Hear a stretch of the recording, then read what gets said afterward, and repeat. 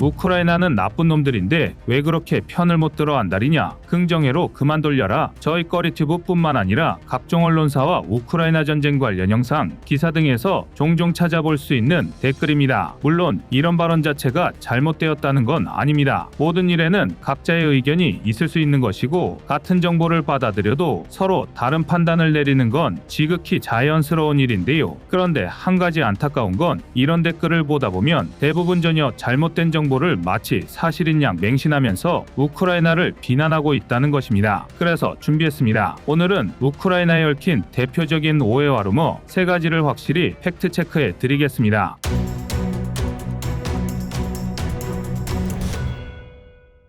우크라이나는 6.25 전쟁 당시 북한을 지원한 나라다. 엄밀히 말하면 완전히 틀린 말은 아닙니다. 사실 당연한 얘기인데요. 6.25 전쟁이 발발한 1950년 당시 우크라이나는 소련의 일원이었습니다. 애초에 김일성이 이시오프 스탈린의 재가를 얻어 남침했다는 걸 생각하면 소련에도 6.25 전쟁에 책임이 있음은 분명합니다. 하지만 그렇다고 우크라이나에 그 과오에 죄를 묻는 게 정당하냐고 묻는다면 상황이 좀 애매해지는데요. 그도 그럴 게 당시만 해도 우크라이나는 존재하지 않는 나라였습니다. 대신 소련의 구성국으로서 우크라이나 소비에트 사회주의 공화국이 있었는데요. 이를 현재의 우크라이나와 동일선상에 놓고 보는 건 무리가 있습니다. 정치 이념부터 사회경제 구조까지 아예 다른 국가라 봐도 무관한데요. 그럼에도 자포리자 코자크의 뿌리를 둔 민족 정체성을 말살당하고 사회주의 망령에 지배당했던 시절의 책임을 지금의 우크라이나에 묻겠다는 건 지나친 비약입니다. 오히려 이런 논리라면 연방국이었던 소련의 주축이자 실질적 후계자인 러시아의 책임 소재를 따져묻는 게 옳습니다. 실제로 우크라이나와 북한은 이렇다 할 외교상에 접점이 없는데요. 소련 붕괴 후 독립에 성공한 우크라이나는 1992년 북한과 수교를 맺었다가 1998년 공관을 철수시킨 상태입니다. 게다가 이번 우크라이나 전쟁을 계기로 북한이 대놓고 러시아를 지원하기 시작하면서 아예 대놓고 단교를 선언해버렸는데요. 이와 달리 러시아는 우크라이나와 정반대의 행보를 걷고 있습니다. 소련 붕괴 직후 북한과 러시아의 관계는 불곰 사업으로 전략적 우호관계가 된 대한민국 러시아 관계만도 못했는데요. 그러나 김정은 세대로 들어서면서 두 국가 간의 관계는 차츰 회복되었고 이제는 북중 관계보다 북러 관계가 더욱 친밀한 수준입니다. 러시아는 북한이 주장하는 코로나19 남한 유래설을 강력하게 지지했고 북한은 우크라이나를 조롱하고 러시아를 공개적으로 지지할 정도인데요. 그런데 이 모든 내막을 우크라이나는 소련 소속이었으니 6.25 전쟁의 북한 지원국이다로 일축해버리는 건 지나친 단순화가 아닐 수 없습니다.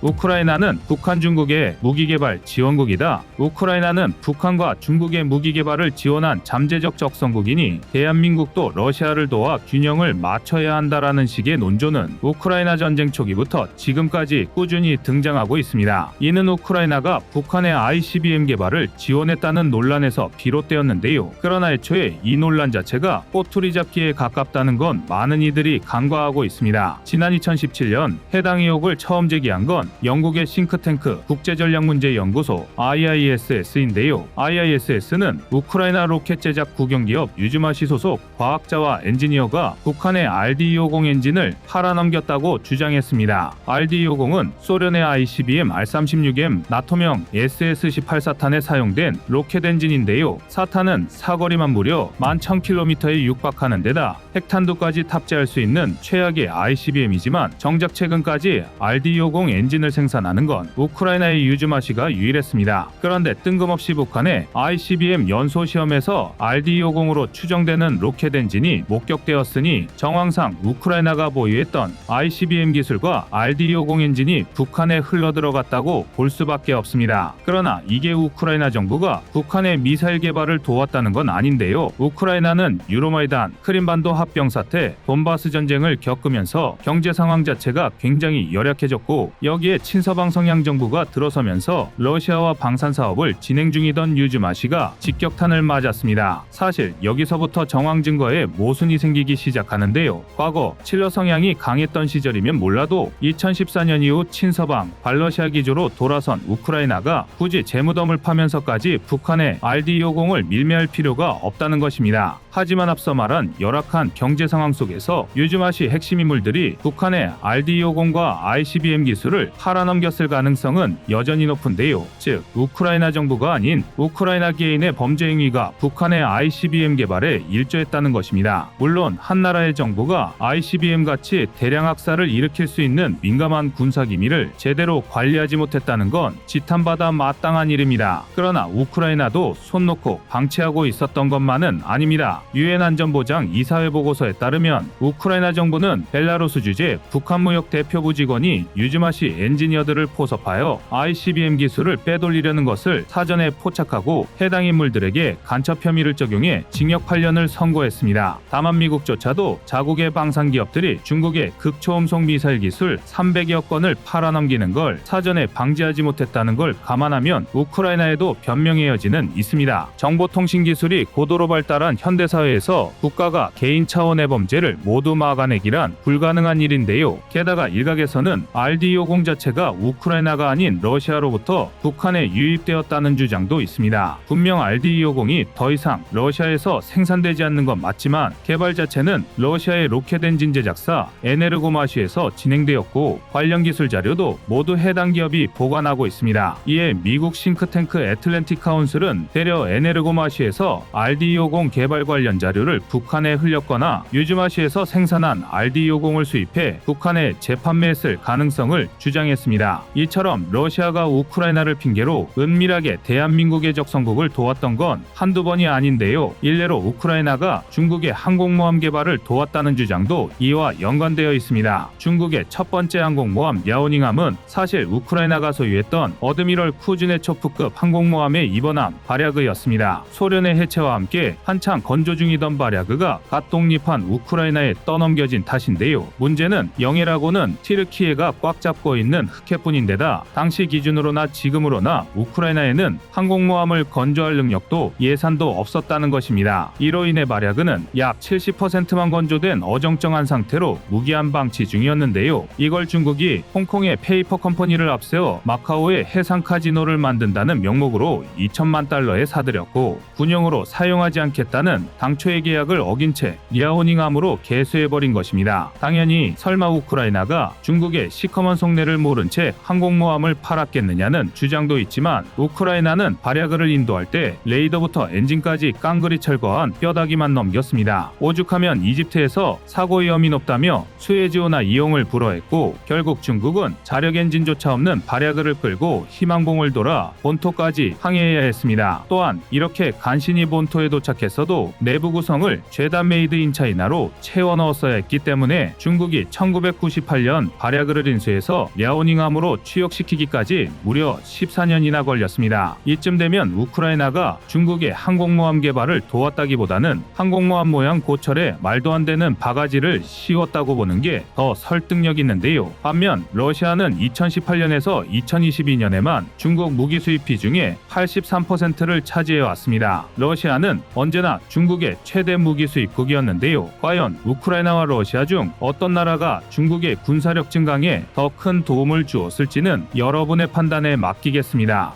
지도부가 부패한 우크라이나는 도와줄 필요가 없다. 전쟁 중에도 관료들이 제 뱃속 불릴 생각만 하는 썩어 빠진 우크라이나는 도와줄 필요가 없다는 주장이 있습니다. 이런 심각한 상황에도 부정부패가 만연하다면 국제적인 신뢰도를 잃어버리는 게 당연합니다. 그리고 우크라이나의 관료주의가 썩어 있다는 건 부정할 수 없는 사실입니다. 일례로 최근 키이우 국세청장은 약 12억 달러, 하나 1조 5천억 원이 넘는 탈세를 방조한 혐의로 압수수색을 받았습니다. 또 지난 2월에는 내무장관 등 14명이 사망한 헬리콥터 추락 사건을 계기로 군납 비리에 연관된 전현직 고위 관료 14명을 처벌하는 사건이 벌어지기도 했습니다. 당장 수십 킬로미터 밖 최전선에 선량한 시민들이 적군의 총탄에 신음하고 있는 사이 한국과의 지도부가 부정부패를 저질렀다는 건 도저히 용서할 수 없는 일입니다. 이는 국민과 분해 사기에 직접적인 악영향을 끼칠 뿐 아니라 국제사회의 인도적 지원을 축소할 수도 있는 심각한 사안입니다. 그러나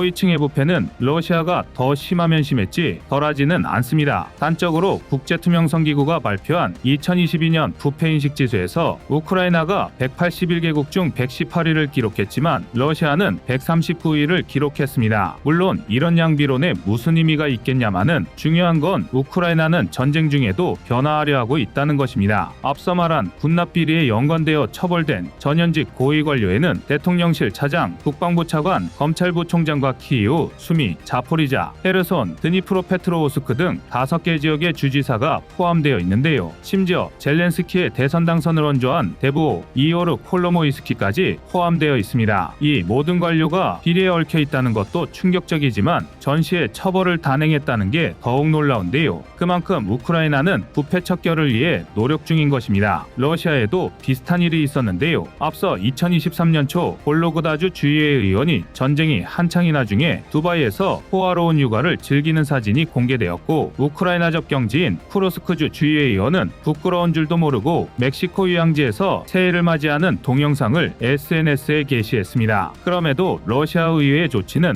해외여행 시 보고가 끝이었는데요. 분명 우크라이나 전쟁에 대한 판단은 자유입니다. 그러나 민족 정체성을 지키고자 러시아와의 전쟁을 견디고 있는 우크라이나를 잘못된 정보 하나 때문에 적성국으로 매도하는 건 일제강점기와 6.25 전쟁을 거치며 공산권의 확장을 막아내고 자유민주주의의 가치를 지켜낸 대한민국 국민으로서 지향해야 할 일이 아닐까 합니다. 여러분의 생각은 어떠신가요? 이상 꺼리튜브였습니다.